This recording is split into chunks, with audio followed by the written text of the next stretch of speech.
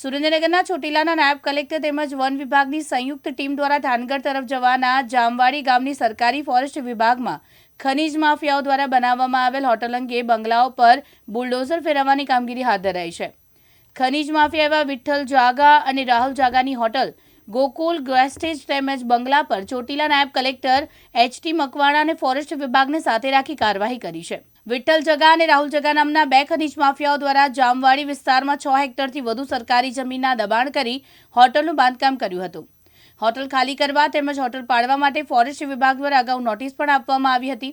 વિઠ્ઠલ જાગાની મિલકત ગોકુળ ગ્રાસ્ટેજ હોટલની લક્ઝરી બંગલો, વિશાળ પાર્કિંગ, પંચરની દુકાન, ટ્રક સર્વિસ સ્ટેશન, બગીચો, અલગ અલગ 11 દુકાનો સહિતનું બાંધકામ તોડી પડાયું છે।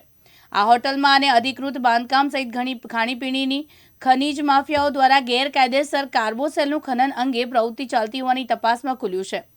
12 કરોડથી વધુ રકમનો અનધિકૃત દબાણ કરેલ જમીન પર બુલડોઝર ફેરવવામાં આવ્યું છે।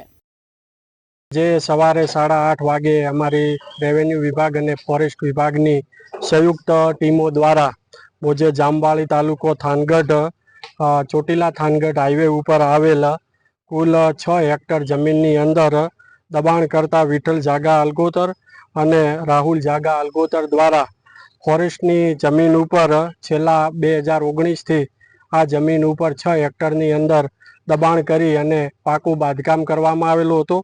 આ પાકા બાંધકામની વિગતે જોઈએ તો સર્વે નંબર 64, 65, 65-2 અને 66 એ સને 2001ની અંદર સરકારના નોટિફિકેશનથી આ જમીન છે એ રિઝર્વ ફોરેસ્ટ તરીકે જાહેર કરવામાં આવેલ હતી અને આ જમીન ઉપર ગોકુલ ગ્રાન્ટેજ હોટેલ, લક્ઝરી બંગલોઝ, 11 દુકાનો, ઓરડીઓ, પંચરની દુકાનો, પછી હોલ્ડિંગ્સના બેનર્સ, વાહન પાર્કિંગના શેડ, લાઇટિંગના થાંભલાઓ, મજૂરોના રહેણાંક માટેના પાકા ઓરડાઓ, માલ સામાન માટેના hall, common toilet, bathroom, compound wall, fencing જેવું જુદું જુદું જે સ્ટ્રક્ચર એટલે કે પાકા બાંધકામ અંદાજિત 1.5 એકર જમીનની અંદર અને બાકીની જે જમીન છે એ 5.5 હેક્ટર જમીન છે એ ખેડાણ કરી અને વર્ષોથી દબાણ કરી અને આ લોકો સરકારી મિલકતનો ઉપયોગ કરતા હતા। એટલે આજે અમારી આ ટીમો આવી અને આ દબાણને એ દૂર કરવામાં આવેલ છે।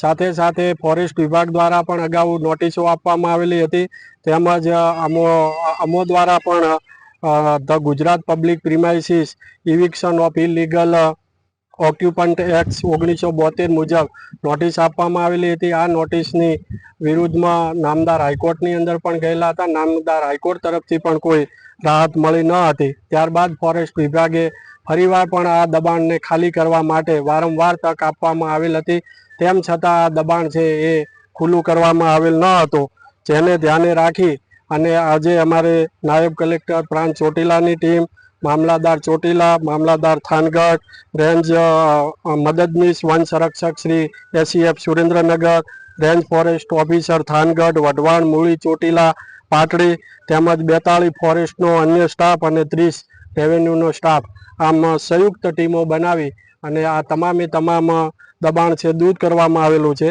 અને જેની અંદર 2.75 કરોડનું બાંધકામ અને 10 કરોડની ખેડાણવાળી જમીન એમ મળીને કુલ 12 કરોડ ને 75 લાખનો સરકારી જમીન છે આજે ખુલ્લી કરવામાં આવેલ છે।